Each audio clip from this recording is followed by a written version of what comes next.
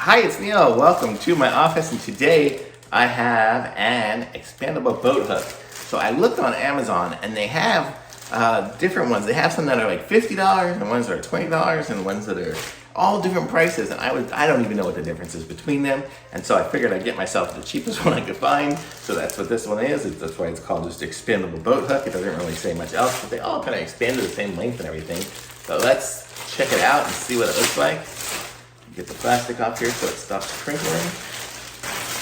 Okay, so here we go. So this is what it looks like here. On the end of it, it's nice. It's got the rubber thing so I can push the boat if I need to push it with this without scratching it up because it's got the little rubber tip on it. Let's see, does it screw on? Yep, the little rubber tip screws on and off so I can replace it, I guess, if I needed to. Chances are I won't need to. Oh, actually it doesn't screw on, it just pushes on. And then it's got the hook. And the hooks, I mean, it's all pretty hard plastic. I don't really think it's going anywhere, so I could hook it on something. Right now I have it in its fully retracted position.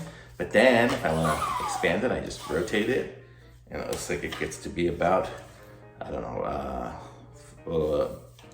almost 6 feet. I'm almost 6 feet tall, so about the length of that. Let me see. Actually, I'll tell you how.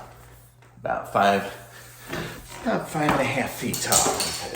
That's how it gets, but seems to be good. I mean, it's solid. It's not going anywhere. It's not going to easily bend or it doesn't flex or anything. So I'm not sure what the difference is between this one and the super more expensive ones, but this is the one I'm going to be keeping in my boat. It looks like it's riveted on here. Maybe the other ones are screwed on so you can replace different pieces and parts, but for a $20 or whatever this thing was hook, don't need to be doing too much of that. And then it's got the rubber handle, which is comfortable. It's got a little thing there, so if you really wanted to tie it onto the boat so it doesn't fly away or something while you're reaching over with it, you could do that. So heck, I don't know. Seems to be good to me. So for a boat hook, I'm glad I didn't spend a fortune on something that I probably won't use too much, and it won't be